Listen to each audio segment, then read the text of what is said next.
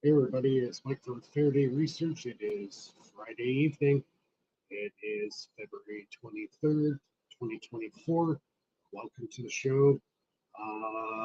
Welcome to the League of the Extraordinary Inventors. And we have the live chat open tonight. That is open right now. I have the links for my PayPal and my Patreon there. If you're not familiar with those, you can check those out. We're going to get right into it. I had a busy week. I was able to obtain a new 3D printer, a new tool to add to my repertoire. And I've been working on that. I've done a few posts this week on the Renegade device. I've actually done some upgrades to it, did some new 3D modeling, did some printing, and I was able to produce something really, really cool. So I'm going to show that later. If Mike is out there, please join in. Anybody, like I said, it's open lines. I have the link in the StreamYard private chat. Also got the link for the show in the description. So if you want to join the show, ask a few questions about your projects, what you're working on, we can get started on that. Gerald will be with us next week. He could not make it tonight. He has some family stuff he has to worry about. So we'll leave it at that. Next week, hopefully, we'll have him on, and he's going to show us some stuff he's been working on for the last couple of weeks. He had to get a new camera. That camera didn't show up, so he had to cancel that order, get his money back. So hopefully, I've led him in the right direction to get a better webcam. So he can show the stuff that he's doing a lot better when he comes on StreamYard with us. Don't forget, guys, we have the live chat open. So it's open live Fridays, so you can join me. I've also sent my links out to my usual crowd, so hopefully they'll log in soon, that we can get those guys on the air with us. Hopefully Mike will be able to join us tonight. It is open lines. So the links are in the description. Live chat's open. Please start asking questions in the live chat. If you want to join the show, that's great too. Make sure you have a good headset, good internet connection, a good way of doing the live stream, and join the show. The link is in the description for the show. Uh, so earlier this week, I was able to round up the money I needed to get this new 3D printer. So I obtained a Queenie Tech X plus 3D printer. It's almost $1,000. It's the only one that I know of in its class that has a heated chamber. So if most 3D printers in that class don't, they're usually an open type setup. This one here is a Core XY. So basically the XY just runs on top and then the Z axis goes down. So basically it grows from the top down. So the total dimensions is 280 by 280 by 270 tall. So not quite 1 foot cube, just shy of it. But for its size, the other thing too is this thing is extremely fast compared to my old TiVo Tornado. This thing is just smokes it in 200 millimeter a second in printing, and Rapid Travis is 2,000 millimeters per second. This thing flies like unbelievable. Seeing it's kind of freaky. To actually see the thing move around the table that fast is pretty cool. Um, so it definitely helps on the build times. It comes with 2 hot ends. The one is copper, and then the other one is steel. The steel one is used for, say, like you want to do carbon fiber or some of the high temperature nylons. Um, there's a whole whack of them: simulated iron, simulated copper, all the abrasives basically you can do with the metal hot end. The copper one, you can do all your ABS, PLA, PETG, just to name a few. So yeah, it's a really, really nice printer. It's a very large printer. It's 20 inches, 21 inches wide, 21 inches, or actually about 25 inches tall, and 21 inches deep. And this thing is big. It weighs 66 pounds. When I got the box, it was like this. It took 2 guys to lift it into my place here. They're struggling to, because it was so big and awkward to carry. So I was able to pull it out, almost put my back out in the process. It was so big and heavy, I didn't believe how big it was. So what else does it have? It also has a dry box container where you put the filament in. It's got the silicate container at the bottom where you put the silicate bag in there, and it basically removes all the condensation or any water that might accumulate in your PLA. So that all in its own is very important, because when you do PLA, it has to be dry, and it has a tendency to absorb the humidity in the air, and that can cause a lot of problems when you do your 3D printing. So what other news here? Kind of off topic. NASA landed their moon lander. I was watching it on YouTube in real time, and they haven't been there in 51 years. Just let's think about this for a second. It's been over 51 years since they landed supposedly landed on the moon. Okay. They didn't hardly have any computer tech back then, like nothing like what we have today. And the damn thing flips over. When it landed, instead of landing upright, the thing flipped over and landed on its side. So, what was even worse is the fact that um, not that it flipped over, but it also flipped over on the antennas. So the antennas were basically blocking the transmission. So they got a transmission issue with this. So that's kind of funny all in its own. Um, yeah, looks like we got Mike on. Hopefully, his camera is going to be on here soon.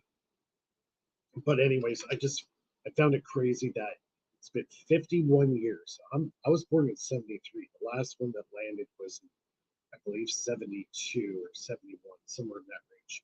So we're talking 50 plus years, had no computers, and they landed how many probes on the moon? And they all landed perfectly, and they had no computers. And then now, 50 years later plus, and the damn thing flips over on its side. I know, explain that one to me. Mike, we got you on here. I don't know why your audio and video is not working, but I got you logged in, so let's see what's happening here. Yeah, hopefully. Yeah, the real one was faked. Yeah, I kind of believe that too. Yeah, that's what Felix is saying. Oh, Mike's just got to go to the washroom.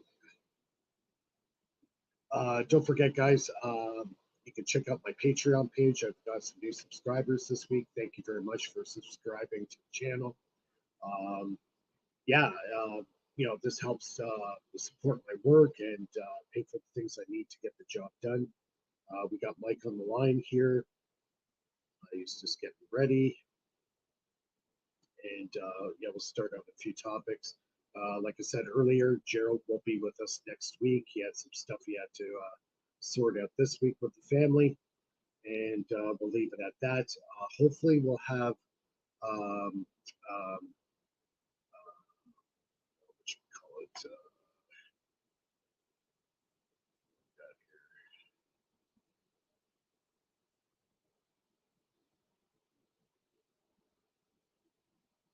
Moon. Yeah, apparently rang when the asteroids hit it. Yeah, the moon's hollow. The moon is hollow. They, I think they set off a Testing. nuke or something. Hey, Mike. Testing. Yep, I can hear you. It's a little loud. Hey, Mike, how you doing? Can you turn your volume down a little bit? It's too loud. Your mic How's is that? just a little bit lower. Yeah, that's better. That's better. Yeah, so what's going on?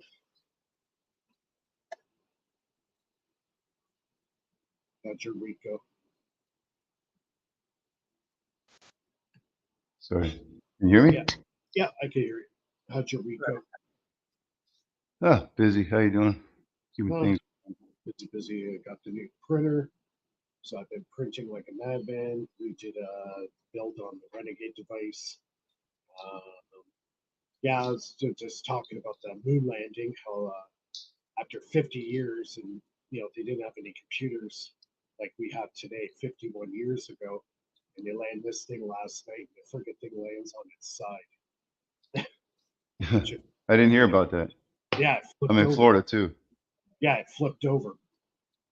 I mean, I guess us Floridians, we don't follow the launches too much anymore. It was on YouTube. They were showing a live webcast of the landing. So, anyways, it lands and it gives off this tiny little beep. They finally home in on it and figure out where it is.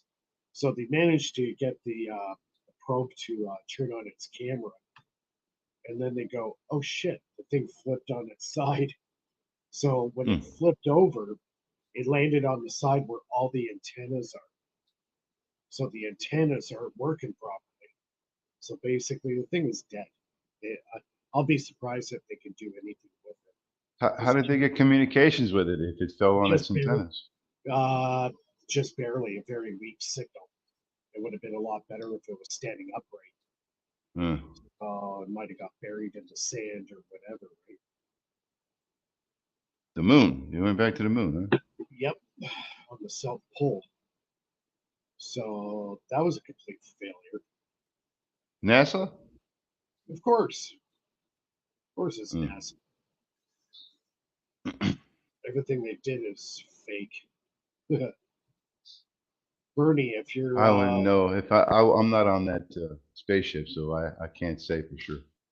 We got Bernie in the live chat. Bernie, if you want to join, hop on. You can join the show too. Gerald's What's up, Bernie? Full moon party tonight. Yeah, that's pretty much it. Yeah, I noticed that. It's a full moon tonight. Huh? Yeah, it was full moon last night too. So to pick up the signal, they had to pick it up. I believe it was in England or no, England it was or Australia. They got relay stations in different parts of the planet, so they can try to home in. All right, so Bernie says he'll hop in a half hour. That's good. Yeah, so I was doing a lot of printing this week. Oh, you already started working with that printer? Oh yeah, this thing flies. This thing's unbelievable. What an amazing little printer! It's a big printer. It weighs 66 pounds. It's a beefy piece That's of pretty work. heavy. Yeah, it's a beefy machine, but it has a full heated chamber. It's got two separate hot ends you can swap in and out. One for PLA, and then the other ones you can do like carbon fiber and stuff like that. It's a steel hot end. It's got a full heated chamber. It's got a heated dry box, so you can put your PLA in. So you can put the silicon inside to dry out the PLA. So yeah, it's a really good printer. It's 200 millimeter a second. The rapid travis is 2,000 millimeters per second. The thing completely hauls ass. And like a print that would take me say 5 hours, now it takes me 2.5. So it's basically double the speed. So yeah, it's a Queenie Tech X Plus 3. That's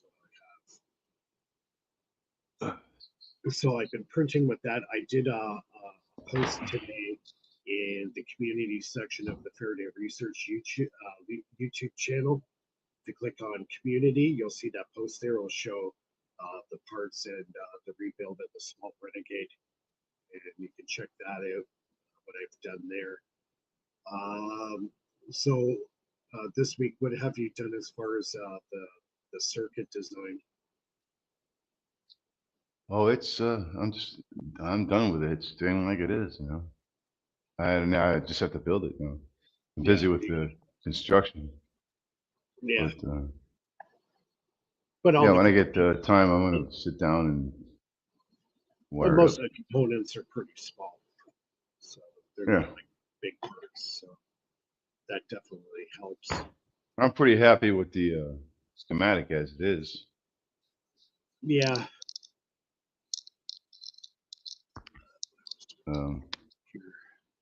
It's gonna go with that schematic, and once it's running, then I'll go from there and see what I can do. Yeah. Zener diodes or. I think I found a new way of tapping off the one wire system. I'm actually going to try it tomorrow. I was thinking about it today when I was doing the rebuild. There is a way that I could probably tap off the actual transducer itself, because I start running it just as an open circuit, like just as, you know, an open, not killing the dipole type thing, right? So I just had the flashing light on the end, and I grabbed the transducer. Holy man, what a huge amount of power going through that! Like it was giving me a good lifter, like a really good arc. So why can't you load it? Exactly. That's what I want to do. I want to tap right off the transducer itself. So what I'm going to do is a similar. I got two transducers in parallel.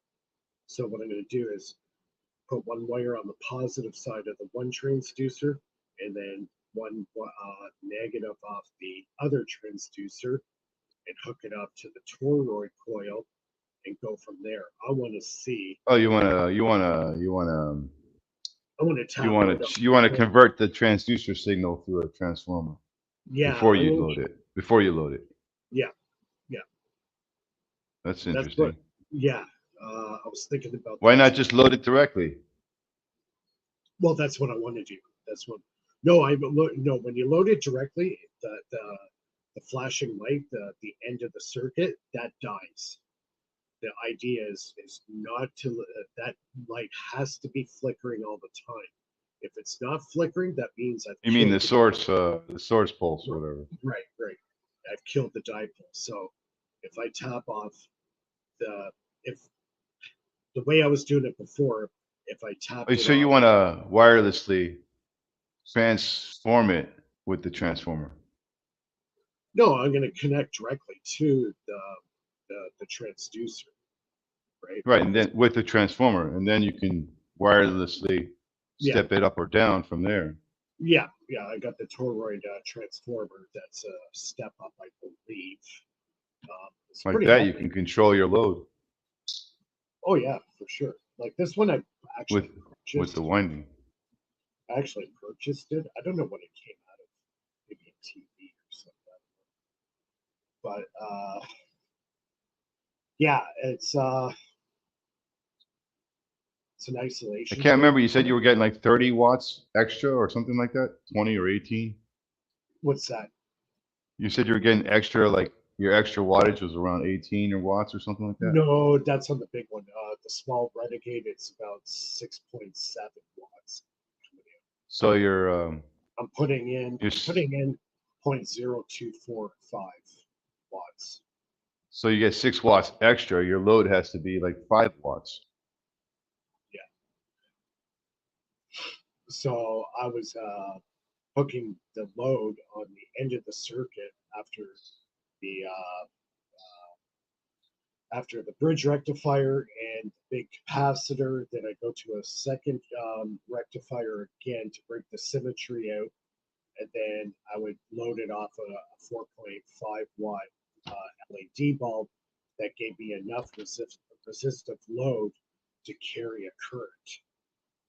So when I use that light, the current flows. It's a very fine line. You know, if I go too high, it kills it. If I go too low, it doesn't work. It has to be the right resistance. And when you get the right resistance, you've got a steady flow of current.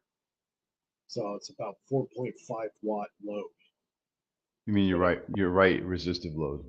yeah, excuse me, my allergies been horrible. Get this, Mike. It was almost 11 degrees today. Okay. Tomorrow morning, it's going to be minus 18 C. That's Canada, huh? Ontario. Yeah, southern Man, Ontario. A 28-degree change in temperature in less than 12 hours. what do you go out for 2 minutes a day to the coffee shop Yeah. if you're lucky? Yeah. Like today at noon, it was like 10 degrees. And right now, I think it's about, let's see, it's -5 right now. Yeah. And by the morning, it's supposed to be minus 18. That's cold. That is That cool. is, that is very chilly. I gotta go visit Mr. Dentist again. And when I get back, I'll do some work on the Renegade again. I'm going to try that. Let's see if I can tap off the transducers. If I could do that without killing the dipole, I might have something there because there's a lot of power going through those transducers. Like, I mean, a lot. I put my finger on that sucker, it kind of threw me back for a second because I had so much current going through it. It was very, very active. Very active. Uh, You could Again, always start with everybody, like a 4 watt, like you were doing with the 4 watt car uh, DC bulb. well, I'm using a LED bulb. That one's rated at 4.5 watts.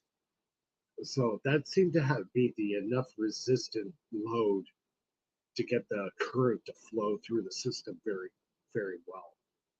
I could put more of a load, like I put a larger capacitor bank onto it. It does work. Uh, what I found, I kind of created an analog type dumping circuit. So I got that big blue cap. That was 60 volts at 12,000 microfarad. That dumps into if I want to dump it into a smaller capacitor bank, like I say, a 12-volt 90 farad capacitor, it's really cool. It'll start charging that big capacitor on the end, and then the voltage on the small capacitor is low because it's kind of matched even with the capacitor that's at the end that I'm charging. All right. What will happen as that big capacitor, the 90 farad capacitor bank starts filling up, then the small one or the large one, the 60 volt, starts climbing behind it and always stays ahead of it slightly by a quarter of a volt or a half a volt. It actually stays ahead of it. So the big cap is always slightly ahead of the smaller cap bank, but it has a higher capacitance. And it's staying ahead of it, which is kind of cool. So it's going up like this. So yeah, and it continues to charge it. Like if I let it run, it'll just charge it right up to the top. It'll take a little while to do because it's 90 farad. But So you have a 12,000 volts, 60 microfarad. no, 60 volt DC, 12,000 microfarad. Well, 12,000 microfarad. Okay. Yeah. 60 volt. Yeah. And you're sending that the spikes? Yeah. What are your spikes voltage? Well, there is no spikes with it because it's already been filtered out through the bridge rectifier. That's why I put it through two. See, I put it through two bridge rectifiers, one before that cap and one after the cap. That changes the symmetry. Where do you capture the spike first? With the cap somewhere? Or? No, I catch it with the toroid. The toroid.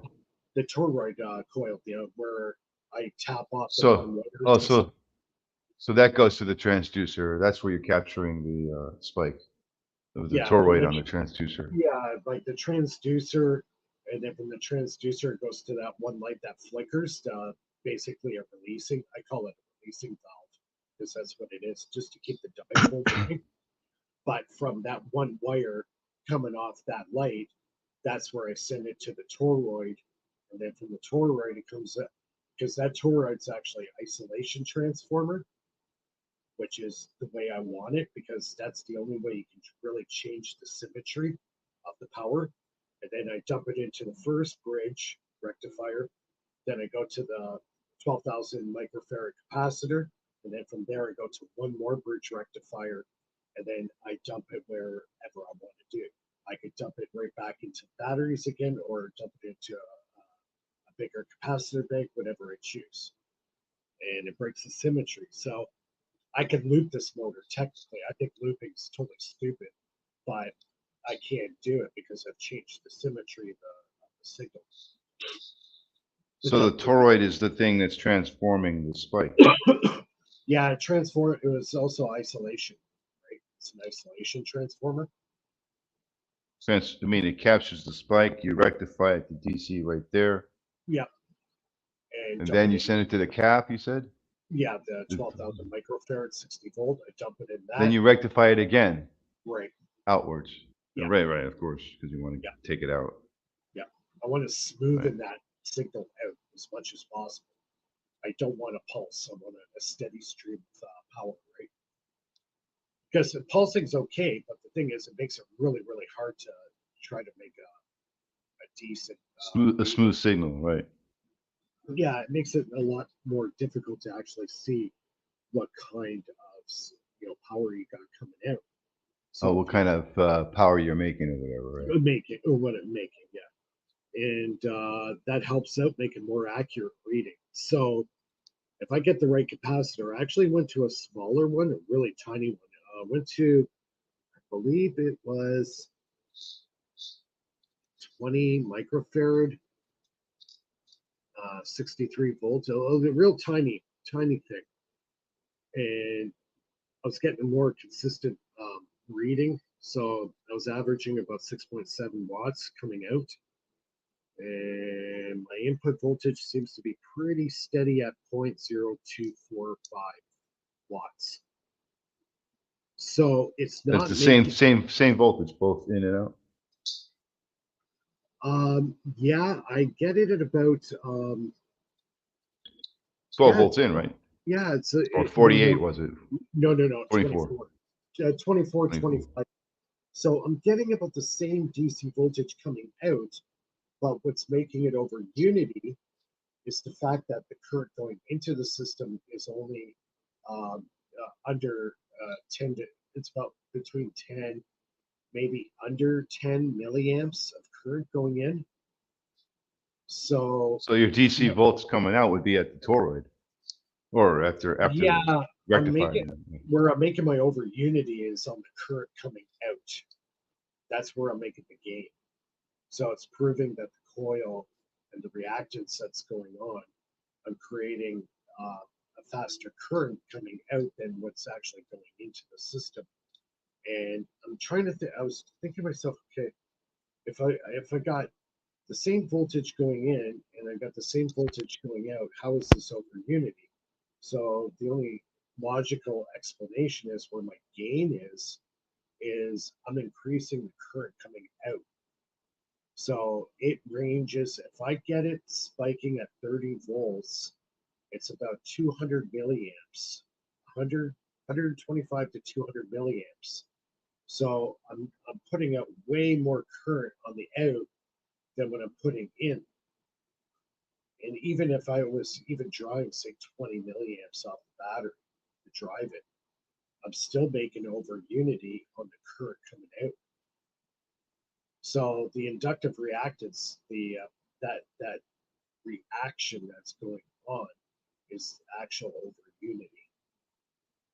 So to get the reading accurate, that's why I dumped it through a series of bridge rectifiers and capacitors to smoothen that signal out so I could get a more accurate reading on the output voltage and current. So if I get it to peak at 30 volts, my current goes up to 225. So you could do the math on that, but it's averaging 25 at about, I think it was 125 milliamps. So right there, it's, I'm getting more. Yeah, that's exactly it, Felix. Felix is saying the battery is becoming a negative resistor over unity from the battery itself. Yeah, you're exactly right. And I think that's what's happening with my system. Yeah, he's dead on with that. Yeah. You ever think about using or incorporating Zener diodes into your setup?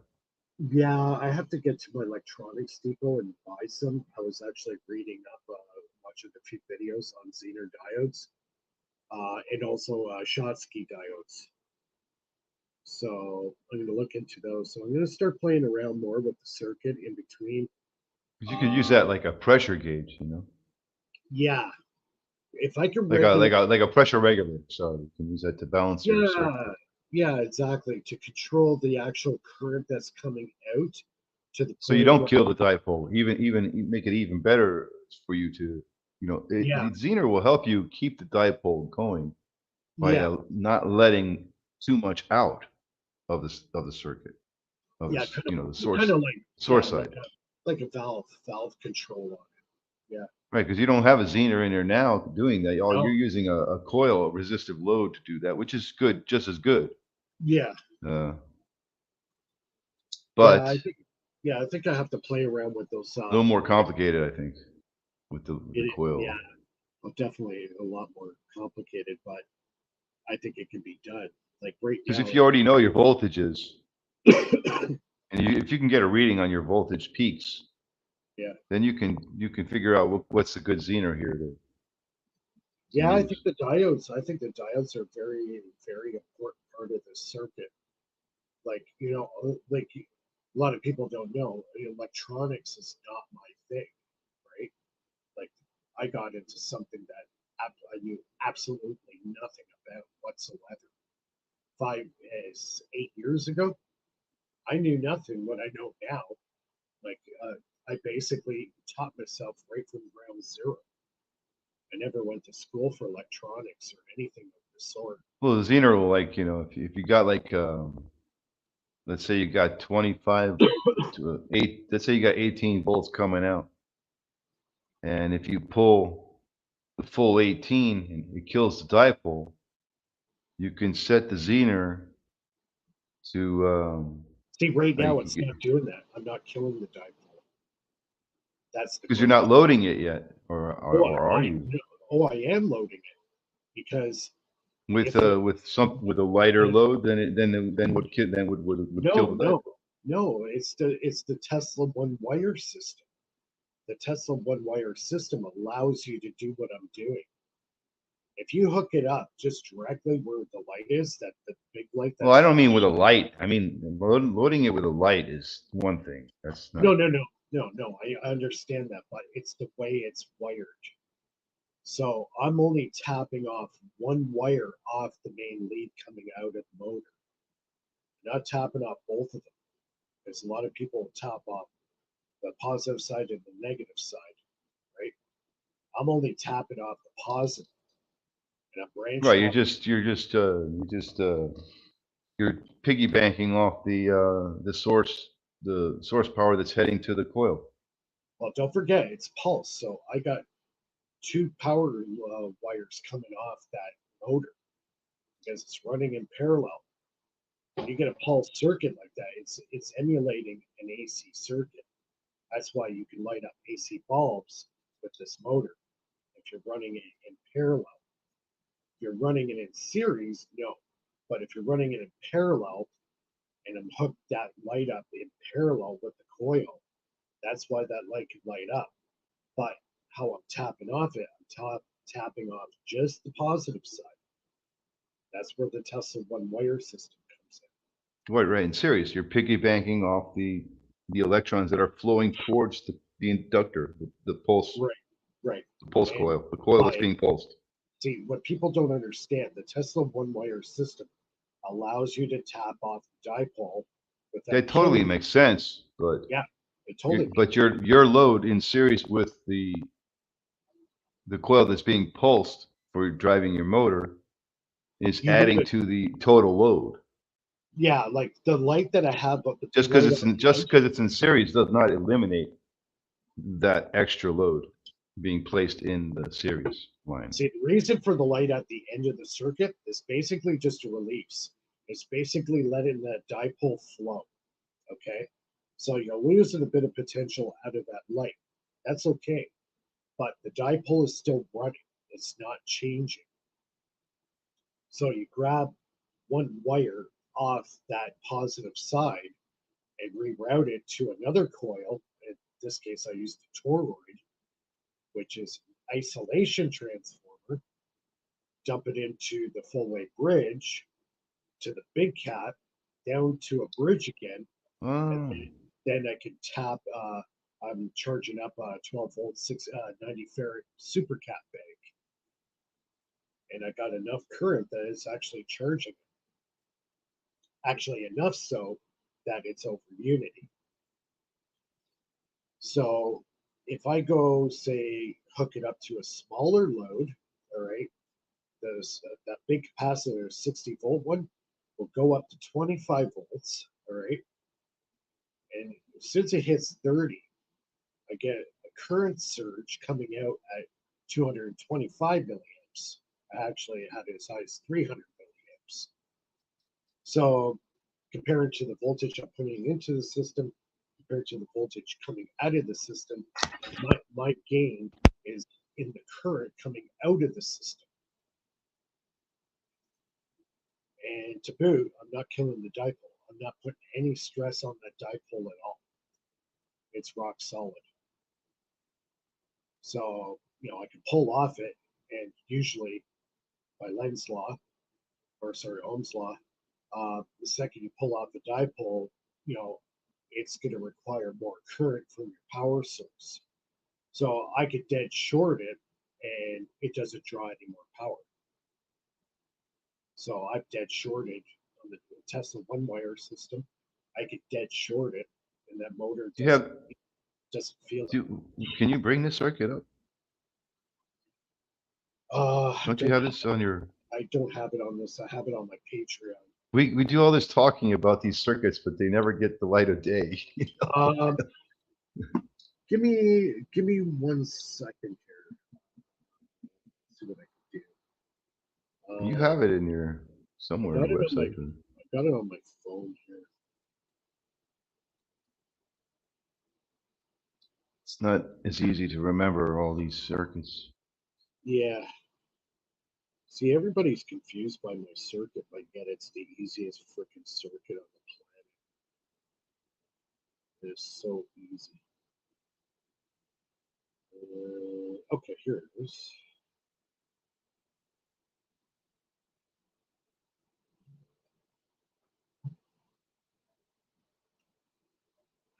how I'm gonna get this on there.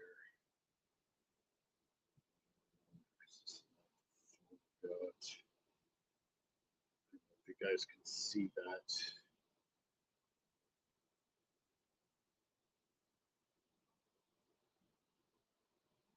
So I can see how I've wired it.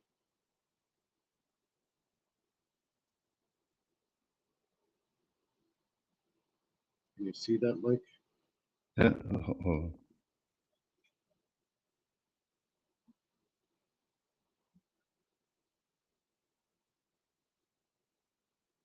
So you can see it's, how I'm tapping off the one wire.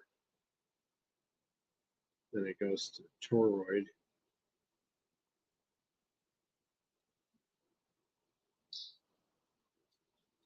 Can't see that. I saw that on your Patreon channel. Yeah, it's right there. So exactly the way you see it there is how I have it. So where the motor is, you got the two wires coming out, positive, negative. At that end of that circuit is I have that light flickering. All right. That's basically just an open circuit. I consider that an open circuit because it's releasing the power at the end of the circuit. So when I tap off the one wire, put it through the toroid, it's going through isolation now. Now it's separated completely from the rest of the circuit. So now I can tap off that toroid as much as I want, but it doesn't kill the dipole because it's isolated from the rest of the system, which makes perfect sense. That's why I can dead short the end of my circuit and my motor just continues to run like nothing's there. It doesn't see it. So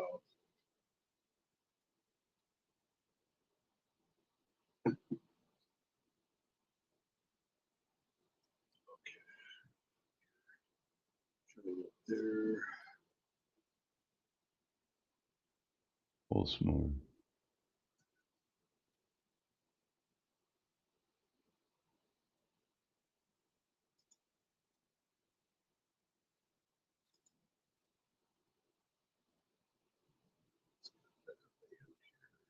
Is that the source up there with a DC pulse motor? Is that your start? Yeah. So I'll start at the top there. That's the motor and the two wires coming off, and at the end you got the light. why does it say open load there to the left of the cap? It's open. It's open. That means it doesn't go anywhere. Then off the one wire there, that's where you see the toroid. See how I'm tapping off it?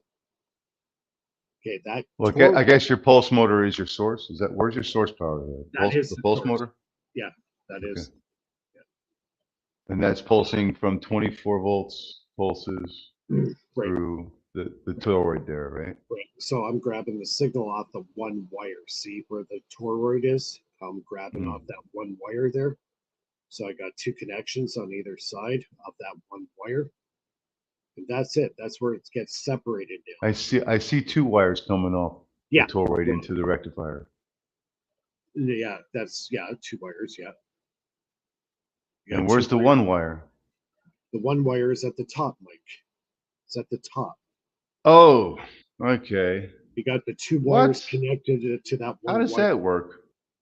That's the Tesla one wire system. That's what I've been trying to tell you. Hold on, question. Do you see the bottom wire of the two, the pulse motor, the two leads, the two buses coming off the pulse motor, the plus and the minus hitting the cap. Right. You see the bottom rail? Yeah. You see how shouldn't the two ends of the toroid? You got four ends of this toroid. Is that correct? Two ends. Father? Two ends. Well, there's four wires on it. Yeah. Yeah, two on the top that feeds off the pulse motor, and then the other two go to the bridge rectifier. Well, and that's how you isolate. Yeah, right there. So there's two windings on this core. Two separate windings, yeah. And they're Let me ask you a question though. You see where it says DC and DC on that bottom rail? Yeah. Shouldn't there be a gap? Yeah, there should be a gap. That was my mistake. Yeah. Okay, good. I thought it was. Okay, Yeah, you got to correct that, Mike. yeah. It's, Sorry. when you get a chance. So That's right. yeah. So, anyways, yeah. Forget that line that's in the middle of it too. But I Now just that makes really sense. That I totally see what's going on here. That's now, interesting. now. What's even cool about this? You could add two more toroids on there at the same time on that same wire, as long as you got No, space. I can see how that would work. By the way, the bottom rail, is that the positive or the negative? That's a positive. That is positive. Yeah, yeah.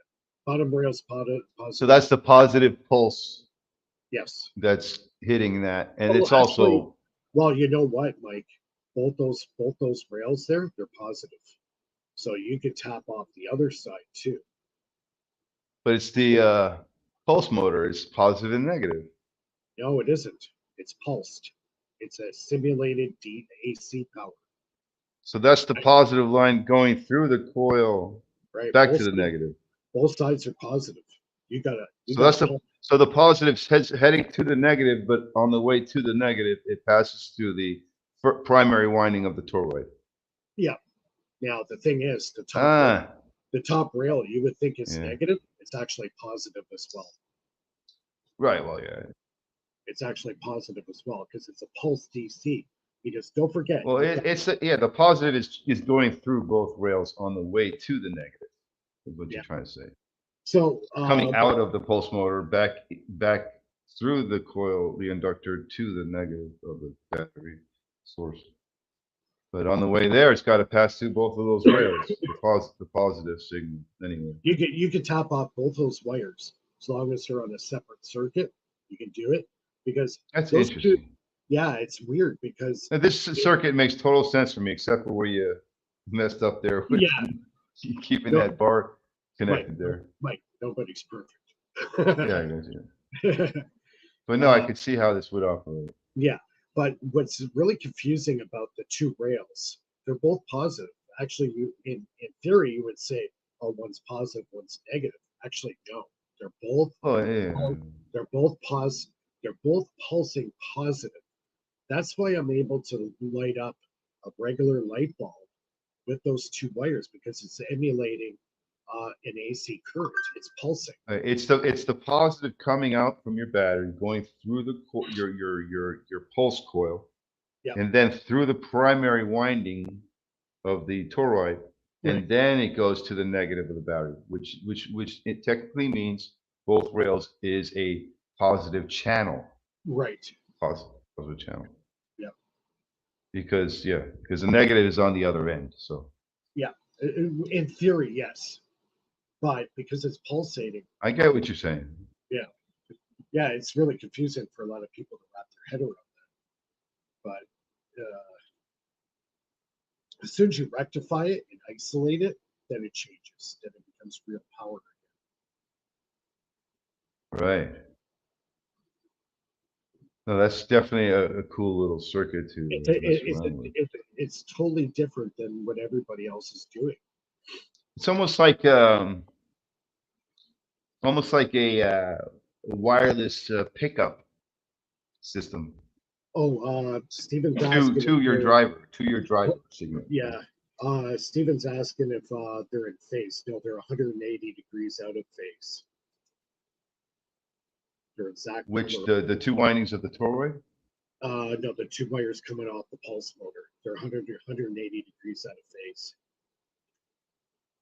That's why it's emulating AC. It's going like this. That's why I call it the cheap man's AC because it's not AC and it's I not guess the DC. capacitor does that, huh? Well, the capacitance and the release from the transducer is creating that frequency. Now it's not 60 hertz; it's a lot higher, right? So yeah, it's You pretty could make interesting. it 60 hertz if you wanted to. Yeah, later down the road, if I put it through the toroid and then somehow put it and Just slow down your wheel. yeah, yeah, you can do that too. That would bring it down to 60 hertz as well. Now, when I grab the transducer with my finger, and it's giving me a lifter, man, it's like super active. Like it feels like there's a lot more power coming out of there than I know that's going in. Like it's that. Well, that's so funny. I mean, it's basically you're just placing the toroid, you know, the primary of the toroid in line with the pulse signal. Mm. Yeah, it's over Unity Research Channels. I just Hey, it's posted. Brandon. What's up, Brandon? Yeah, he's Is right. that Brandon? Yeah, Yeah. it's the Tesla impulse technology. That's basically what it is. That's what's happening in the motor, as far as that it's not DC, it's not AC, it's a mix of both, right? And it's just a matter of what you do with that power down the line, right? So I first thing I do is I isolate it, and then yeah, you can also put another transformer, you say, as well. Yeah, exactly right. So like, there's a lot of videos out where Bandini explains the impulse technology. Rick Friedrich also shows it as well. So this is nothing new. I've wired it a little bit different than some guys and just utilized power. I think the big one is the toroid transformer, that it's an isolation transformer, which helps change the symmetry, and I'm able to get that impulse power into a steady DC power, right? Hold on a sec here. I'm just going to shut the camera off. Yeah, that I'm able to get it into real power, into a real DC steady signal, which is important, because if you want to make a Oh, proper power output reading, if it's pulsating, yeah, good luck trying to make a proper reading on it. Ain't gonna happen. So you got to smoothen it out. I put mine through two rectifiers, a nice big, what do you call it? Capacitor, 60 volt, 12,000 microfarad. It smoothens it out. So the signal coming out, I'm getting a lot steadier of a reading of what power is coming out. So yeah, like I've measured it, measured it over and over, like kind of psychoanalyzing my own work all the time, and it's still keep in mind, showing. like, you know, keep in mind the capacitor is filling up. Yeah, So yeah, it's measuring the output on a capacitor when it's been filling yeah. up for a period of I time, it's kind of like, Well, that's it too. Over a period of time, say, the motor runs 2 days and it only draws, say, zero point 0.2 volts out of the battery, but yet I've charged up a huge amount of capacitors, well, I batteries. guess when you have observations like that, there's That's little over. doubt left. Yeah. I guess you're the one observing, so Well, you would know. I'm my own worst critic, so I'm constantly second guessing my results, and want to. I do know with the magnet rotor array, you can definitely harness the pull force of the magnet to an iron piece of iron. Yeah, well, you got the inductance too. That also plays into uh, the whole makeup of how it works, right? You can have too much inductance, or you can have not enough, right? That's why I want to find that steel tubing. I can find the right Well, slot. when I say inductance, I don't plan on using inductance to push the magnet. That's where I think we're going wrong. I think we just entirely need to rely on the magnet's pull force to the iron core. Yeah, The yeah. magnet on the wheel, Well, mine's a push. Mine's a push. It flips though, and when you flip it at the right moment, the next magnet's on its way forth, and it pulls itself into the Right, inductor. that's the free energy part where the magnet on the wheel pulls to the iron. That's free. There's no Yeah, doubting that. There's no doubting that. The problem is when you are pushing using more energy than is created by the pull force to push it along, then you're having lost. But you well, can use less energy to just break the connection and not necessarily push the magnet. with just Well, enough energy to break that connection. So well, it the thing keeps going. is, see, where my gain is too is also the inductive implosive reactance in the coil. I'm not using that extra power. It's not pulling load off my battery, and it's still able to accomplish, the cycle, right?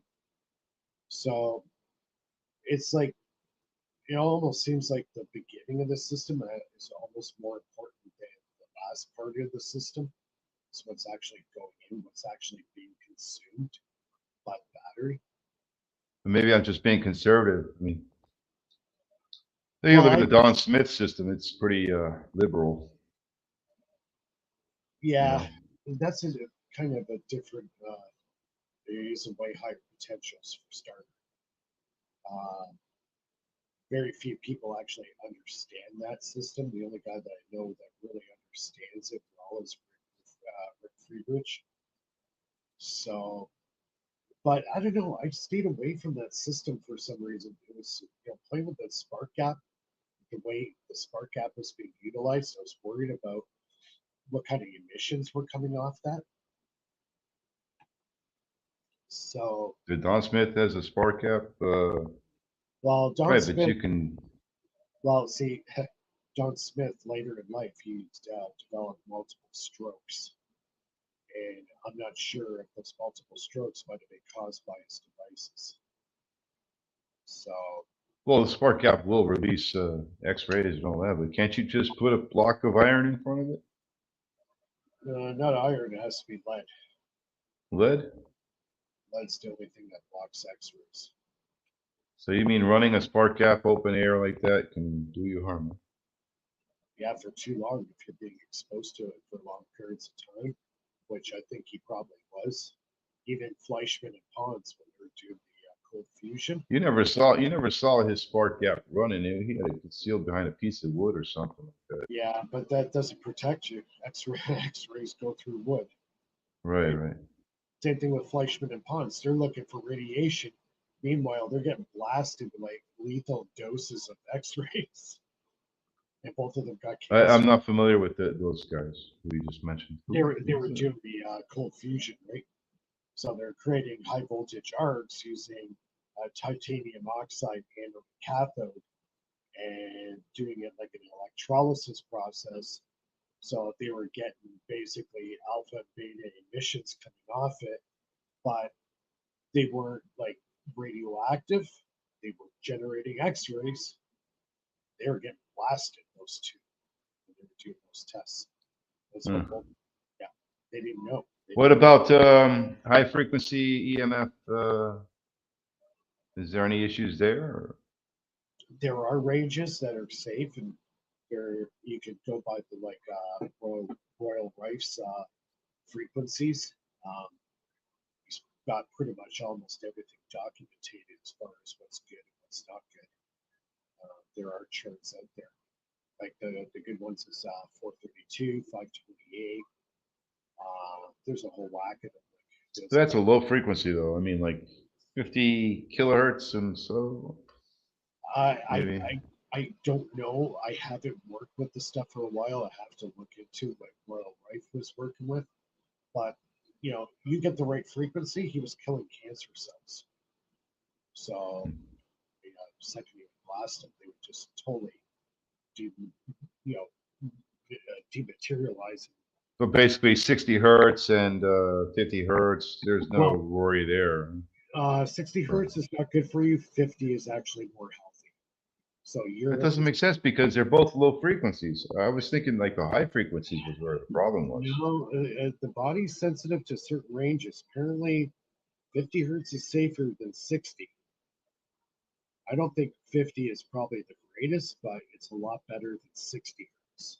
60 hertz is not good for you at all, especially for brain function. 108. Isn't that funny? Isn't that funny? What's that? What's an isosceles degree of a triangle of an isosceles? I'll tell you, it's 108 degrees. Yeah. Okay, check this out. 432 divided by 2 is 216, right? Right. And half of 216 is 108. I just find that stuff interesting, man. It's just Yeah. how There's these so numbers, much. like the triangle, always shows up. Yeah. It's the isosceles triangle, Yeah. 108. Yeah. So 432 is an isosceles triangle. Yeah. 432. There's Or 528. Good for you. then you got 90 degrees is a 90-degree triangle. Yeah. 528. That's another good frequency. Or There's a lot. 360 degrees, 360 hertz, which is a Yeah. circle. Right. It's A geometry. weird one. I wonder if you pulse to 360 hertz, would you be making spheres?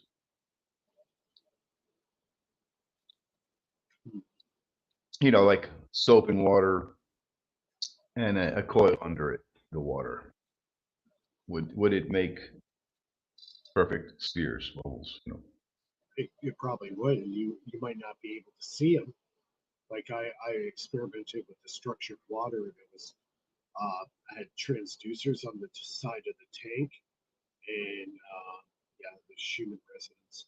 Uh, so I'd have these transducers on the side of the tank, and it would actually set my water at 432 or 528 hertz, and I would cycle the water for about a week, and then I would drink it, and also spin it in a spot, get that tornado effect, and I'm structuring the water in the process. And yeah, you could drink it. You can tell the water is heavier than regular water after you do it for about a week. The water does change. It actually becomes more,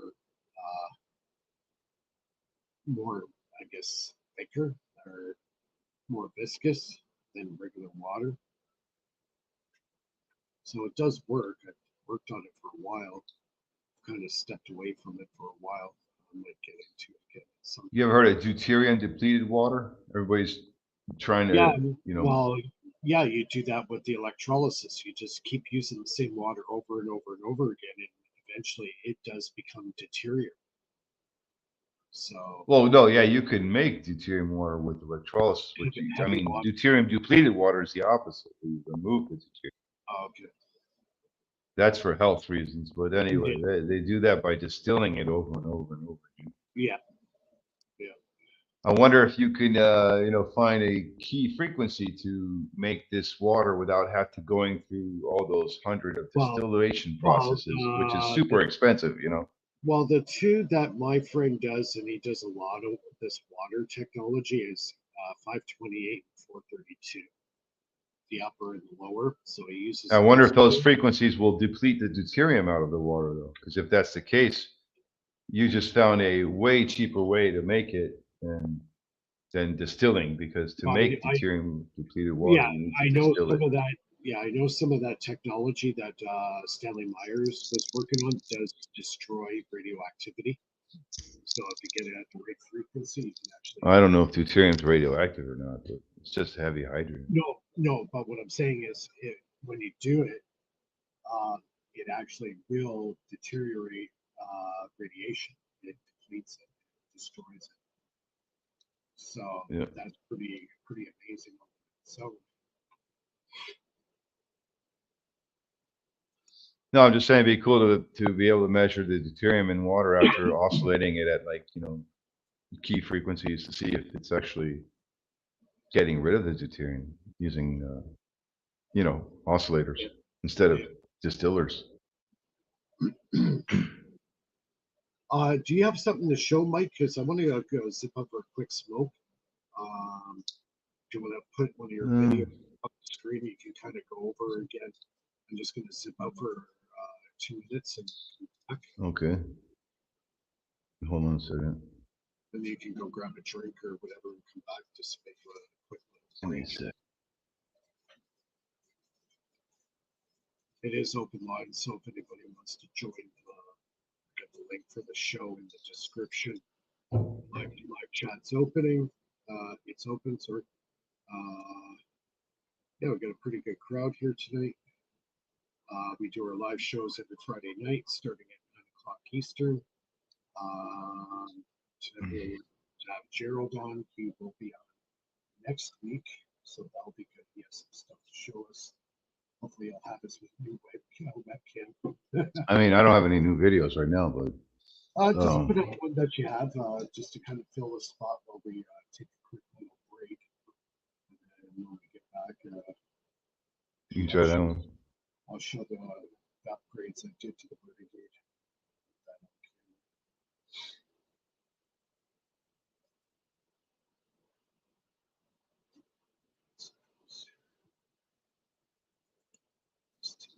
Testing Stage. 1, 2.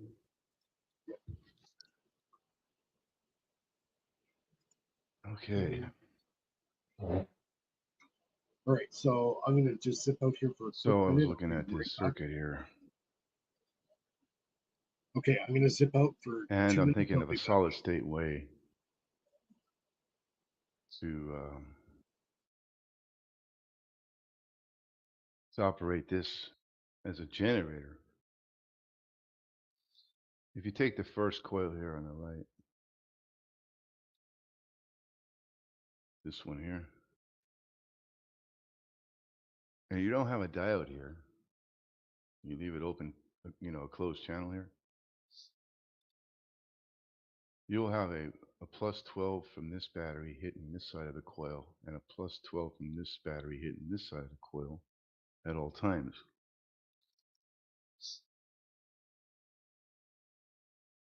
But when the gate closes here, right here, and you have this channel is closed now, this 12 volts will flow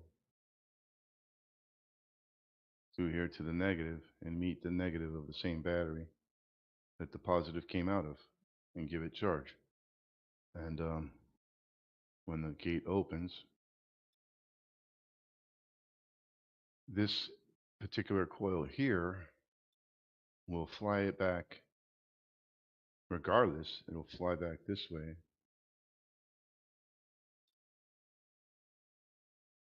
into this battery,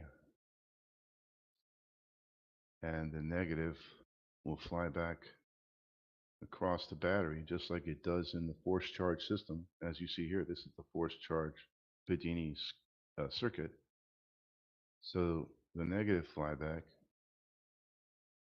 will go, this direction through this battery.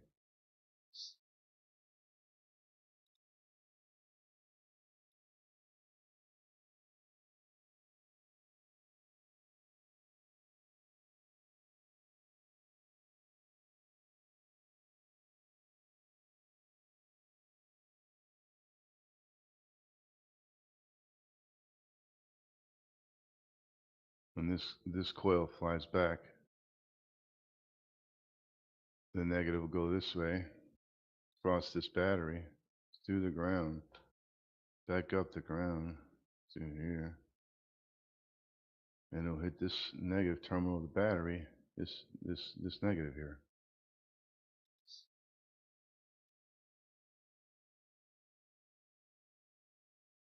This negative will reach across this battery up the ground to this negative side of this battery. Negative flyback smacks this negative of this battery. Positive flyback smacks this side of the battery. Now the reason why Bedina had a high voltage diode is to keep to make sure that it goes into the battery. But quite frankly, he had the high voltage diode here because before, let me clarify this. The reason he had the high voltage diode here before is because before the circuit was like this, connected here. And when it's connected like that, and this is, not here.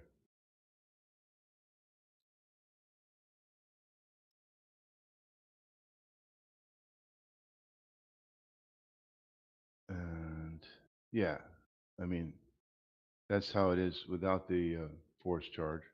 The regular Bedini circuit's just like that. It's not going through ground. Instead, it's just right there. But and the negative of the charge battery connects to the positive of the run. And that's why you need the diode here in this scenario, because without this diode here, the charge battery will always excite this coil without the diode there. When this channel is here, that is, right, that's when it will complete the circuit 24 hours a day if there's no diode here. If this diode is not there,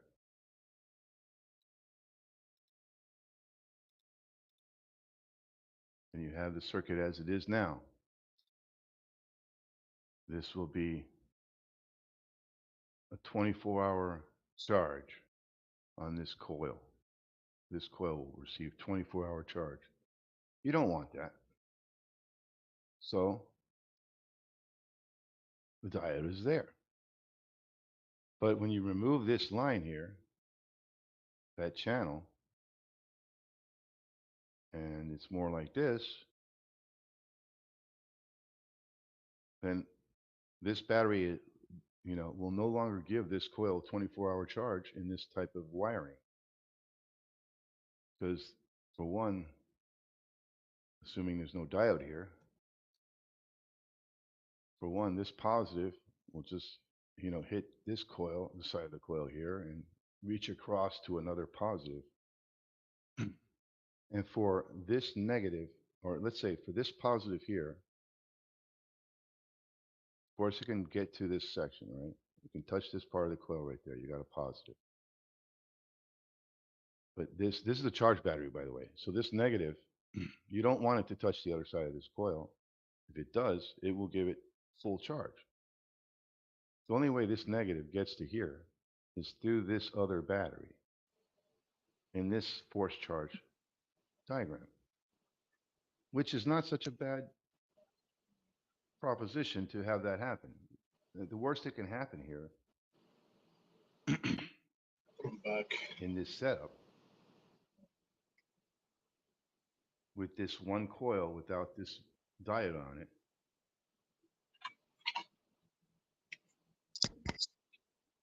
the worst that can happen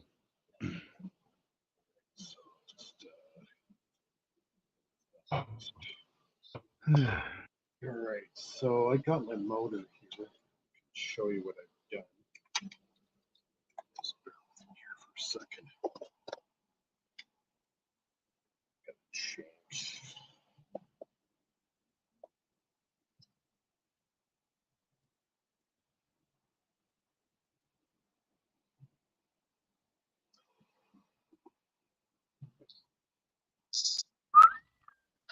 So that's what I 3D printed. So I got the wheel now inside this enclosure. Got the transducers right there. They're in parallel.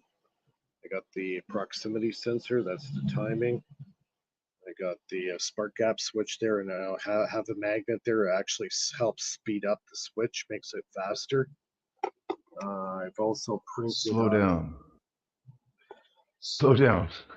Yeah, sorry. What is that there?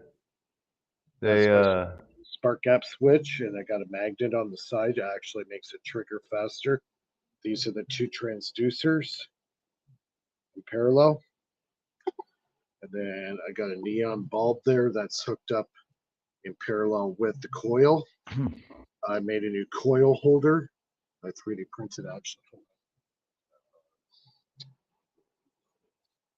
Oh, yeah. What's a proximity sensor? I mean, is that it's like a read or something? Is that a No, it's hall sensor?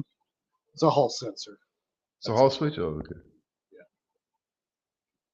So it's That- doing your that- triggering to the Yeah, spark it's a gap. 50 nanoseconds. So here's the coil holder. I printed that off. So you can put your coils in there and then put that. That's what I got there on the motor. That's the wheel. So now the wheel's on an axle. The bearings are on the inside. They are both ceramic bearings, and the wheel spins really, really good now. This helps with the air turbulence around the wheel, keeps it to a bare minimum. So yeah, I 3D printed that. That took 2.5 hours. With my old printer, it would take probably 5. So the quality is really good. So this is the You could light use out. the same CAD. You were able to use the same CAD files that you had with the new printer. No, no, this one's brand new. I actually designed that myself. That's all the stuff here I printed is my design. I mean, yeah, but like you made these designs on the old printer. Can you use these same CAD files on the new printer? No, I have to reslice it. I have to put it through the Uh, slicing program. I could use a the same conversion. file. I could Uh, use the actual same 3D model, yes, but I have to change the G code. what's that stand for? G. And G code, that's Geometry? what. No, the G code is the code that the either a CNC machine operates off of or a 3D printer. They all run off a G code and M code system. General code? I guess it was all designed by Fanuc Robotics.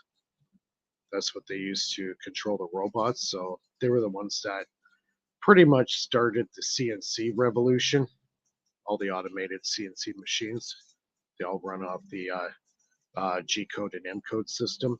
There's other coding systems out there now, but they're pretty much like the Ford and GM of the industry. And that's a Fanuc type control. Have you ever tried making a holder for magnets to create a magnetic bearing with some type of 3D printed ring with I gaps in it? could, I could, yeah, very easy. That'd be nuts. Yeah. That's like Well, see, the thing that's is, I the got ideal bearing, man. A yeah, magnetic but bearing. see, I'm creating a big field here because I got the magnets I'm using on this one's 1.2-inch diameter, so I got 4 of them. So I'm creating a pretty big field. That's why I went with the ceramic bearing, so there was no cogging of the bearing. So she runs really free. It's fast, really fast. I fired it up Yeah, no, earlier, ceramic bearings are good. I've used them. and I they still don't have wear one on the way. they don't wear out like the other ones do. They sound like they sound like stone rolling. Yeah, but when I'm running mine, I put a little tiny dab of motor oil on it, Oh and yeah. you don't hear a thing. Yeah, just a tiny little dab of motor oil, and they're silent. They don't make any noise. So now what I plan to do down the road, I have little DC motors. I was thinking of hooking up a DC motor and try to use that little DC motor as a generator and then pump that into my circuit to add more current. Because this thing is, hey Cal, uh, welcome to the show. Live chat's open, everybody. Questions, comments. I'm just showing my upgrades on my Renegade device. Uh, yeah, so if I hook up a small DC motor to it and hook a diode into it, I can funnel that right in and create more current.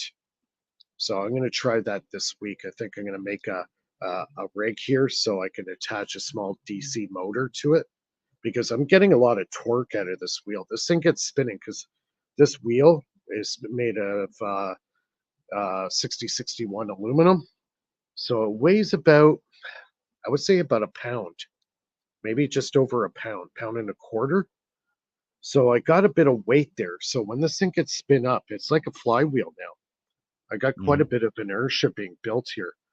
So I could take that and put the small DC motor right on top. I'll make a coupler to attach to the motor, and then I'll make a rig to actually hold the motor above it. And it'll attach itself to here. And I could take that power that I'm creating, all the inertia and the flywheel power, and use that as a power source as well. So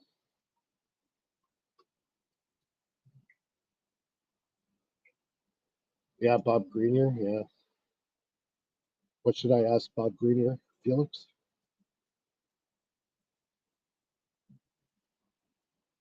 Just trying to see what he's trying to get at.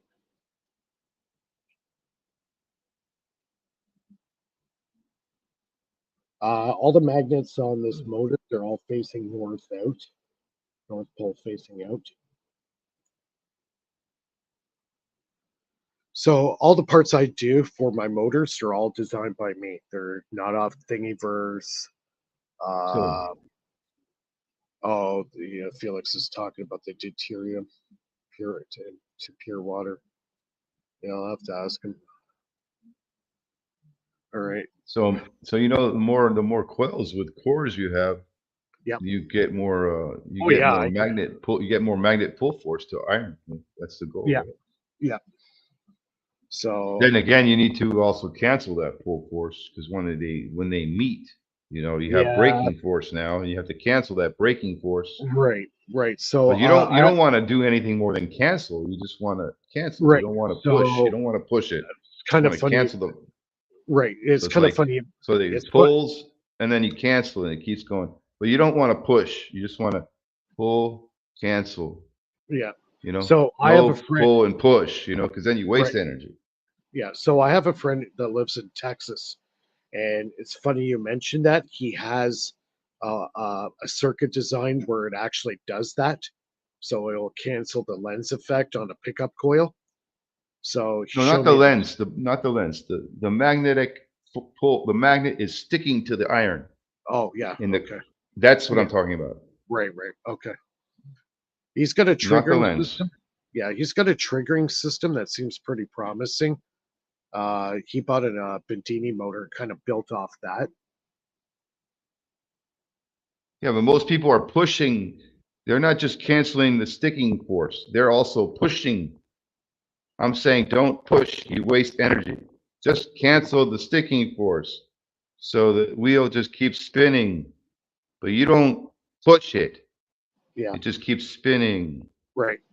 Yeah, you Because have to set. you're just canceling the sticking force of the magnet to the iron. Yeah, yeah. That's But if you put it if too you give close. more energy, you waste energy by pushing it. That's Yeah, what I'm saying. yeah. You can use a I mean, the lens is non-magnetic something core. totally different. Yeah. Um. But that doesn't matter with the pulse motor because the magnet on the wheel pulling to the iron is way more powerful than the lens effect of the Yeah. magnet coming towards the copper. Yeah. That's true. It's not even a factor Yeah. with the pulse motor. But Lens also is, I find a lot of people out there too. Another mistake is in my they opinion. put the coil way too close to the wheel. Like this one here is about a half-inch gap. Right, then From your sticking force is even stronger to the iron and magnet stick. You know, they stick. Yeah. That's a break. That's a break. Yeah. So that's Yeah. why you have to energize that coil. Yeah. But if you give it too much energy, you're gonna push the magnet, which Yeah. you can do. But I don't want to go that route. I just want to give it enough energy to break that connection that's created between the magnet and the iron Yeah. when they get close. That's all I want to do is break that connection. I don't want to push the magnet on the wheel Oh, with excess oh, energy. we got Brandon here. Okay, well, You know what I'm saying? yeah, we got Brandon. We're gonna add Brandon to the show. What's up, Brandon? Hello. That's just my philosophy on that, you know. Hey, Brandon, how's it going? How's it going, Mike? Good, Hey, good. How are Brandon, you? What's how up? you doing? Just showing my upgrades I've done. How many people are here? Three or No, there's more. Well, three of us. Me, Mike, and Mike. Yeah, so there's Mike, me, and another Mike in Florida, and you. So there's three of us on right now. So yeah. sorry, I had a delay. I had the YouTube app open at the same time. Oh I yeah, did. yeah. You gotta close that. So yeah, Brandon was showing me I drew up that circuit, Mike. The lens what do you call it? generator circuit I was talking about. I want to share that with y'all. Sure. Pop it up if you want.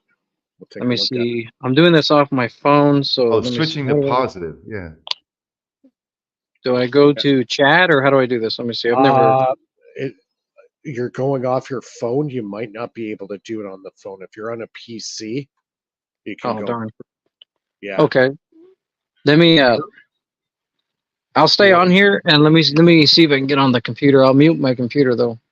Yeah. Yeah, that's fine. As soon as you get on the computer, at the bottom it'll say present with a plus Okay. on it, and then you can add your file there, and it'll pop up on my screen. Then I Mike, can. you know about switching the positive? Sorry, You say know that how to, again. do you know what switching the positive does? Switching the positive Yeah, in on your pickup coil. on the pickup coil. Yeah. You know about that? No. Okay. Just checking. I didn't know Well, either. well, Brennan has it figured out. if you flip it right at the right second, you'll create a repulsing and actually add power to the system if you do it just right. Yeah, it has to be at or it's right a certain spot, but that's Right. extremely hard to time properly. But Mhm. it is possible to do it. So say your magnets are facing north out, and you can make it go positive on the coil, like add a bit of power to it. You can create a repulsing action, or even shorting it out might actually do it too. Right. That's what Brandon's doing. He's shorting the coil, Yeah, or dumping the coil right at its peak with yeah. just right there, at the trigger. That's where the trigger is. I just I sent you the circuit, Mike Does, into your email. If you could share it on your screen, because I'm having Oh, okay. it'd be more complicated. Because I took the picture on my phone. I have to. There you got some modulation there. Switch this back to the view.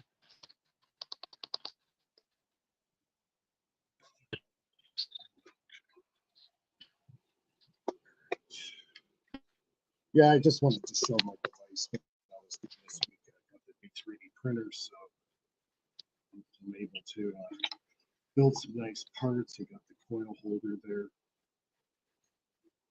I got the same design I have for the actual big Renegade. I just shrank this one down to size, scaled it down.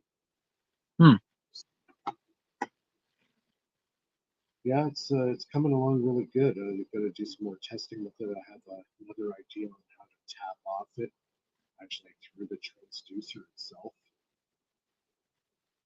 Hey, Mike, is there a way you could turn up your audio a little bit? My audio. Yeah, add that to the show, Mike. I got the screen share. Did you get? Oh, okay. Is that it? Let me. Is that it there? Oh yeah, there it is.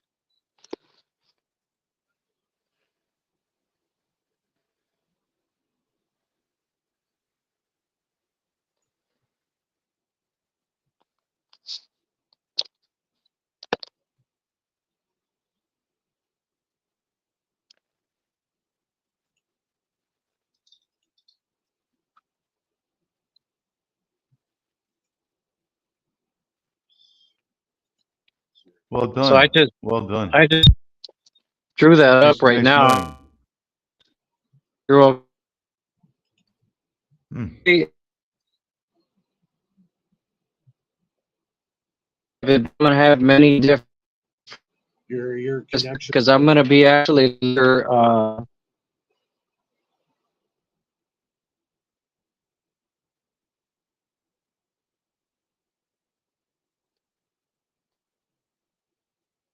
well, what about now? No, you're still modulating.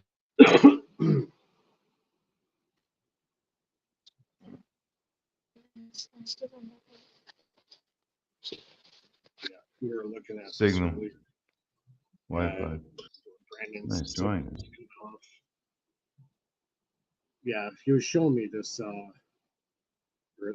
yesterday. I think he was showing me this.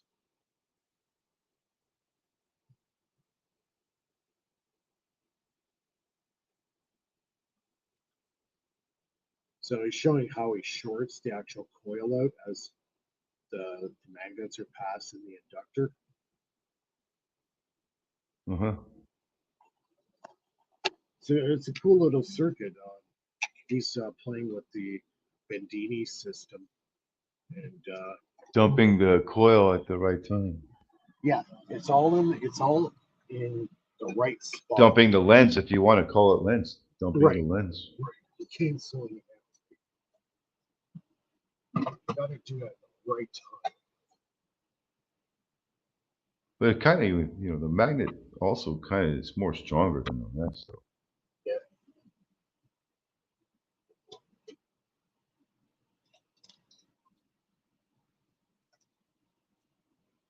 It's an equal circuit. See how it goes, right? Just have to experiment with it. They're, Lulu, they're facing north because it's a stronger magnetic field in the south, and it just gets a better radiant spike Yeah. than the south pole does. I've always gone north all the way around. The north is the stronger pole. Yeah. It's more dominant.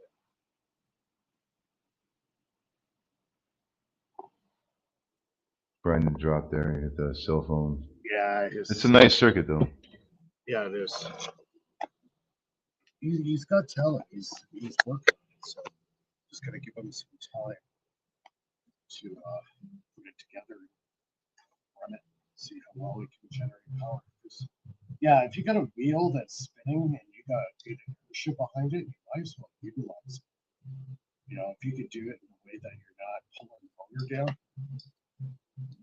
yeah, all the power to you. No pun intended. Excuse me.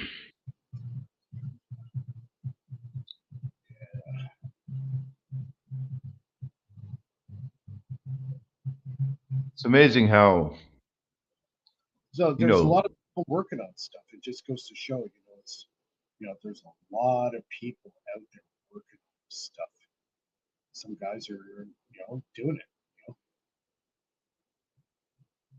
if you look at all the things that actually work, they're relatively simple, you know? Yeah, that's it. That's why this system, if you see it in person, it is a 10-year-old can make this, right? I mean, even the complicated stuff works, but they don't, Yeah. they don't last very long, those devices. They have all kinds of, component failures. Hey, can y'all hear me now? Yeah, Check. Hello. yeah, a lot better. Awesome. Yeah, to restart everything, and so yeah, that circuit there, I had to put the trigger coil isolated, but that's actually what you want to do because you want to be able to position the firing of the power winding with the trigger on a certain degree on the wheel, and whenever you do that, you can get less lens, and the rotor will speed up under load. But I'm still experimenting with the timing aspect of it. But I thought that was pretty cool. So, and what I want to do later with the circuit with the trigger winding, I want to be able to power like a transistor the way that's working right there. And the transistor, I want the transistor to fire a MOSFET, which will handle a lot more amperage, so I can use more beefy coils to short them out between the emitter and the collector. How about an Because SSR? yeah, something like that, something that can handle a lot of amps and a lot of high voltage Well, at the same time. Well, just put a diode in the circuit so it doesn't. Right, because you are channeling the flyback right through the gate of the transistor. Right. Yeah, that's true. I mean, as long as I have a load or you're charging something, you should be able to run it on anything. That's suitable. Brandon, if you get your circuit down to, like you said, it was running about 200 to 300 milliamps when you start it up. If you get Right. it under, if you what your goal should be right now is get it under 100 milliamps. Okay. When you get it under 100 milliamps, worry about the rest of the circuit. Okay. The key is the least amount of input current. Like I'm down to the point where my meter's not reading an input. That's when the Okay. batteries are not dying. So right there, Right. at the very beginning, you could win the game right there. And then anything else Right. that you produce after that is over Unity. Yes, So sir. you get your motor down to under 100 milliamps. Then Yeah, I really wanna go towards I wanna try something like your motor setup with the relay and the proximity sensor and the high voltage input, and because your motor is extremely efficient. That's what I like about it. It's really, really well made. And I've been watching your channel for years, and I give you props for that, man. I mean, your motor's kicks ass. That's what I gotta say about that. And yeah, well, I see, really, like I said before, I'm not an electronics guy at all. I had to Mm. learn all by myself. I didn't go to school. I didn't go to college for this stuff. This is all stuff I learned on my own free time and a lot of videos and reading a lot of stuff online. And, just after that, just start building it. You know, I didn't have any, preconceived notions of what my results would be. I just built it and observed what I was doing and going by a little bit of intuition, and figuring stuff out. And when I started using the spark gap switch, and I go, well, to me, that sounded like a very logical way of triggering a coil. And lo and behold, it was the best thing I ever did at that time. And then the transducers, obviously, that came a lot later, about 2 years ago. And that was just by sheer luck that I see Norman Wooten in his MRA device using a transducer, and I go, would that work in my Okay. motor? And it did in a big way. So, yeah. Hey, can I ask a question about this circuit here? Go sure, ahead. Can you see the mouse moving? I can No? see it. My mouse, you can see the cursor moving? Yeah, I can see the mouse. Um, should this point here, where the mouse is, should it be over here? No, because I'm actually dead shorting the power winding between the emitter and the collector. I see that. And like, let What's me. I'm about to screen share right now, so I can actually show you so you the saw my circuit. mouse, right? Right. You're asking why is it for winding? Yeah, yeah. I've heard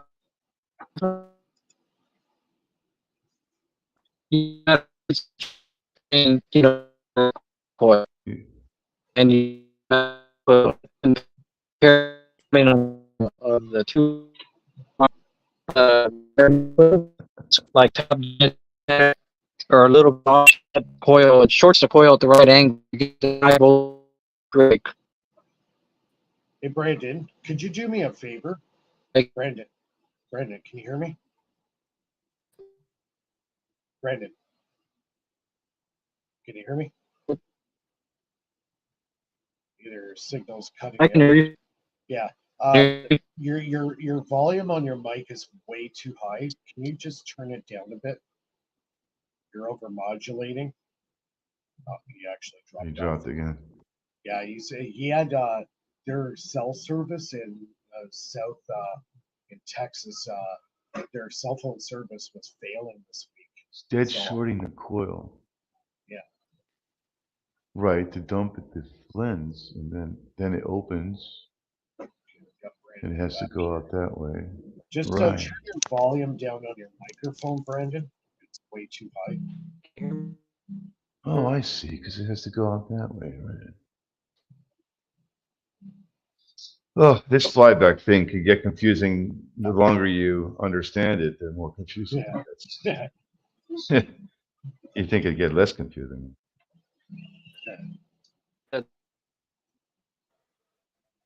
Look, It's hard to keep track of the reverse polarity everywhere. You're back there. Kind of skippy though. Signal. hey, can you hear me, guys? Hello. Yeah, Now you're we back. can hear you, but you're a little choppy still. Your connection is not very good. It looks like you dropped off again. So it looks like after it dead shorts from here to here, then the gate opens and the flyback goes out the diode, the positive flyback. Yeah. And then the negative flyback meets right over here. So yeah, that makes total sense. Just give me 1 Uh-huh. sec. I'll be right back.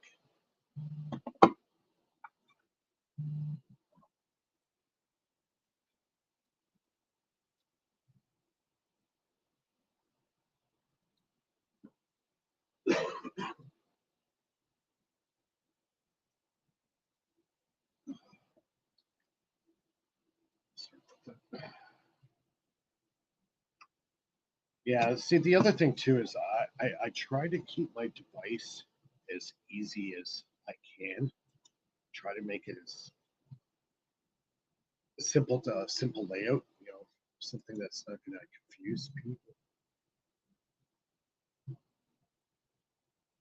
My circuits. Yeah, no. It's just confusing because you got to keep remembering the reverse polarity everywhere. That's what keeps things confusing.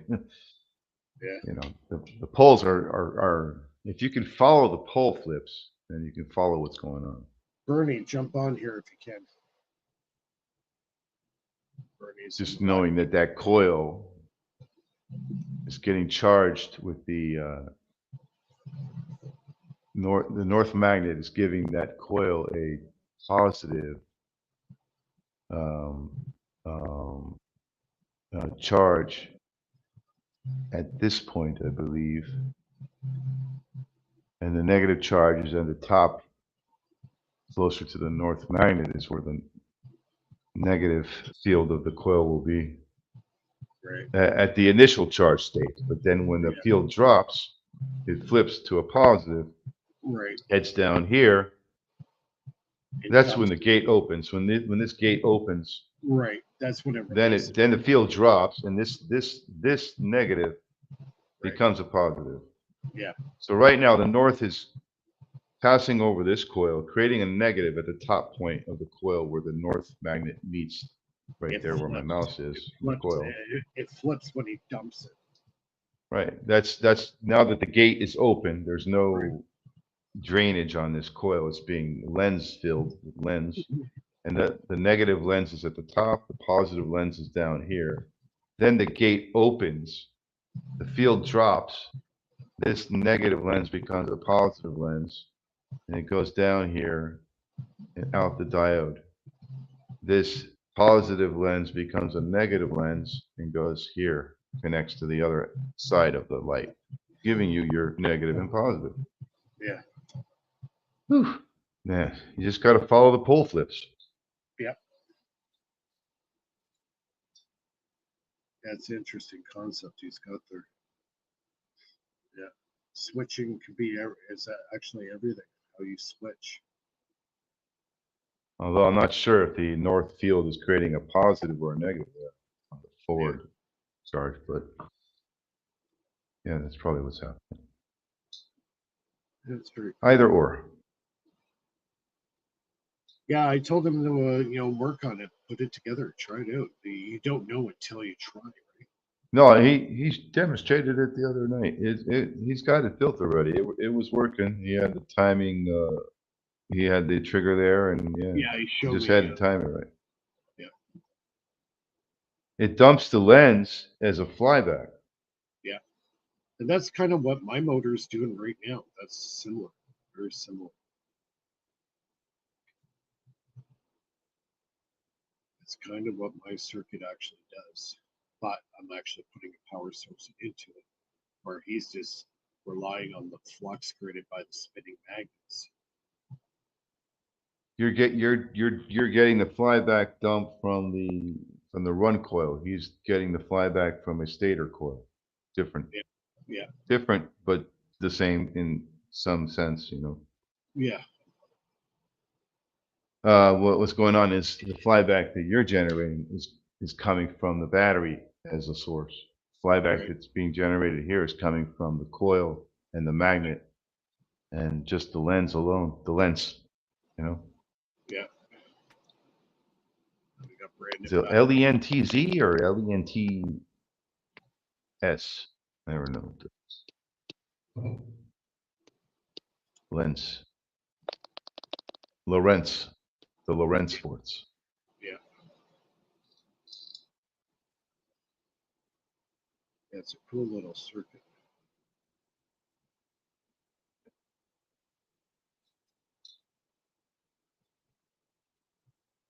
All of which cannot be made possible without the flyback. That's the whole key here. Is the pole flipping. Most people aren't understanding that. Takes a long time. They're traditionally oriented on. Yeah, it's hard to wrap your head around it sometimes. It's confusing. It's not easy to figure out. We're all thinking about the field charging, not so much the field collapsing. I think Brandon's connection's pretty much toast. He dropped off again. But yeah, we're probably going to square it up here soon. But yeah, it's really cool. I think I might actually dabble with that circuit. I know what he's doing. I have a different method, but similar thing to what he's doing. Yeah, interesting.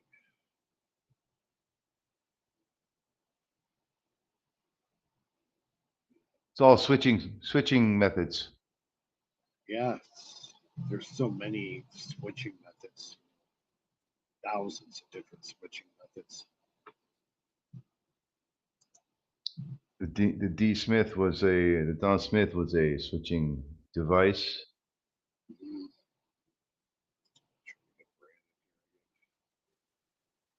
Brandon's on the T-Mobile. I got T-Mobile. No, I'm actually on Cricket. Oh, All right. Cricket, yeah. I'm on Virgin Mobile. Can y'all hear me better this time? I connected to Yeah, a different Yeah. internet. yeah, it's better. Definitely better. Yeah, I'm using my hotspot off my Cricket phone right now rather than You, the house internet. you guys chat here. I'm gonna go for a quick smoke. So talk to Mike and explain the Okay, okay. circuit. Thanks, Mike. Let's see. Is my video Hey, feed Brandon. coming through pretty good? Yeah. Can you hear me? Yeah, I see. Hey, are you sure that the north field here is creating a negative charge at the top of that coil?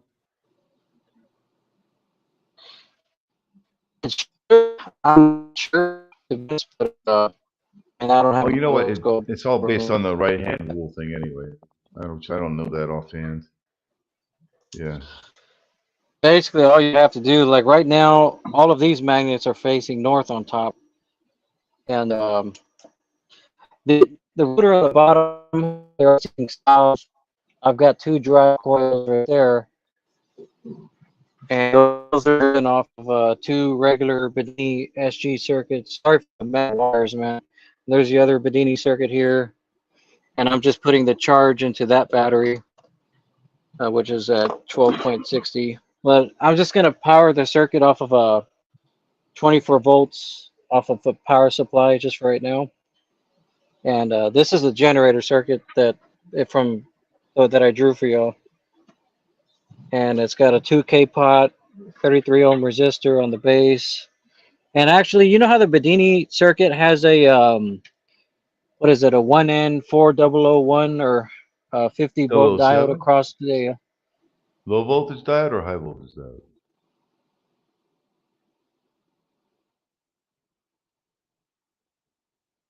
4001 is the low voltage. You're breaking up again. Up again. I'm so tired of this internet. I can't do anything about it. Put the Like, phone this down. sucks. Quit moving it around. Maybe it's maybe you got EMF in the pulse motor or something.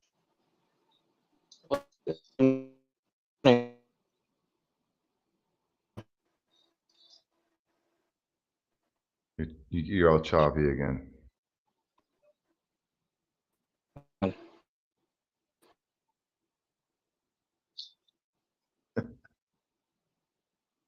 Yeah, there goes Cricket Wireless Dock. Yeah, gotta get Patriot Mobile.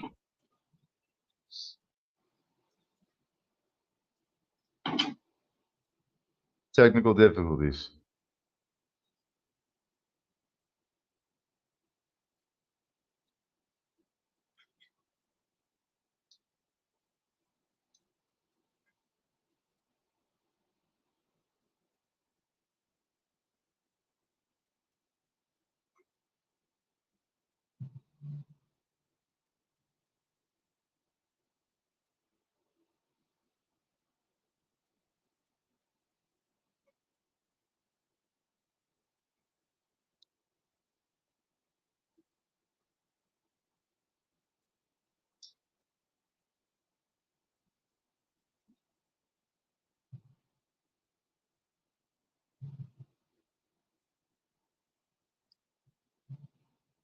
Stand by.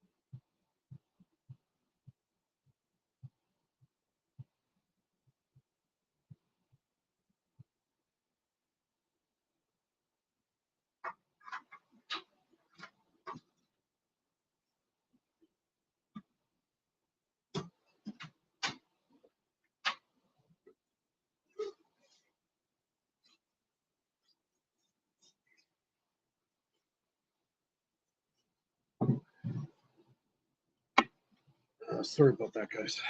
I'm back. Mike's got.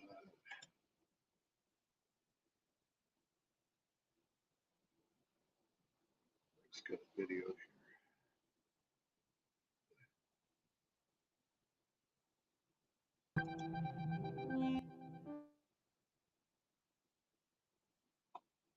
We'll just show this circuit here, Mike, and then we'll call it a night. It's 2 hours. So if you kind of want to go over the circuit real fast one more time.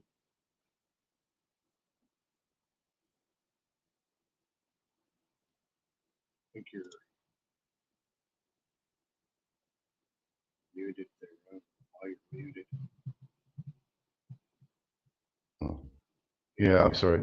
If you can see here, the left side coil is flying back into the right side battery. And all the switches are open.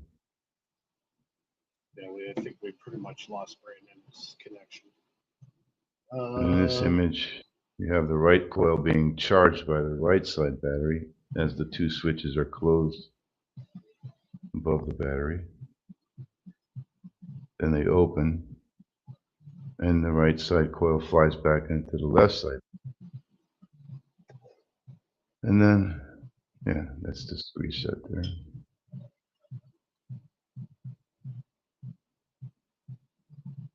I don't know, yeah, this is a good system here for looping the flyback between two batteries and two inductors. Alrighty, I think we're gonna call it a night. I'm gonna go to the dentist tomorrow, get some more work done. Yeah, either way, we're gonna get 2 hours in tonight. Next week we go live there again at 9 p.m. Eastern. Hopefully Gerald will be with us. He has some family stuff he had to sort out, so he wasn't able to join us tonight. But I'll be posting more videos this week on Renegade. I'm going to try some different wiring techniques and see if I can improve my signal. And yeah, just thank everybody for joining us. I'll got all my links in for my PayPal donate, my Patreon. If you haven't become a member, you can do so at Faraday Research on YouTube. And Mike, can you just let everybody know about your site? Hold on.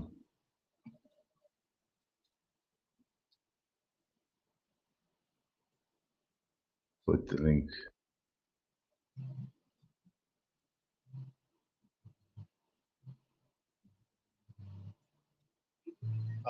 Okay, Kay is asking about That's the building link. ideas. Well, several things. Ceramic bearings.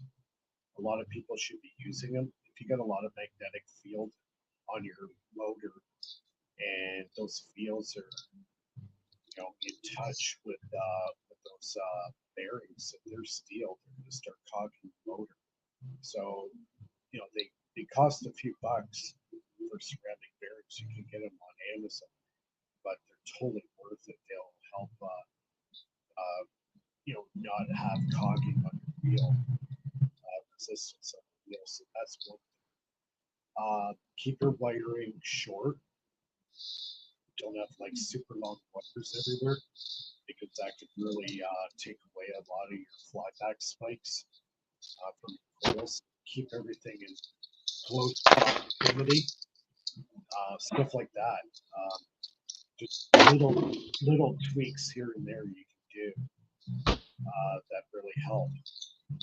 But I got a lot of the detailed stuff on my YouTube channel, so just go to Faraday Research, start watching my videos. I give a lot of good points on how to improve your motor, make it more efficient. So, yeah. Thanks. I'd like to everybody. throw a little advice in there for your pulse motor workers, guys that are working on pulse motors. If you avoid using too much energy to put into your run coil so that you don't push the magnet. Instead, you just break the connection between the magnet and the core. So just use less energy to do that. And try to use your wheel spinning force just off the pull force of the magnet to the core. That should be your pull force on the wheel. Yeah. That's completely free, comes from the magnet and the iron. There's no need to push them, no need to push the magnet. Yeah, it's all in the the timing of the motor, how you time the actual charge of the coil. So timing is everything. Use a proximity sensor from a 3D printer. They're about sensitive up to about 50 nanoseconds. They're very fast, so whether you put it through a mechanical switch or trigger a MOSFET with it, it's very quick. So definitely 3D printer proximity sensor, a PNP normally open is what you're looking for. So yeah, that's pretty much it for tonight, guys. Thanks a lot, Mike. As always, showing your circuits, and Brandon, thanks a lot for showing your stuff. See you, Brandon. Hopefully, we'll get Brandon on again. Hopefully, he'll get his connection fixed, and you'll be able to do a better live stream. All right, guys, have a great night. Take care. See you, Mike. See you next week. Okay, man.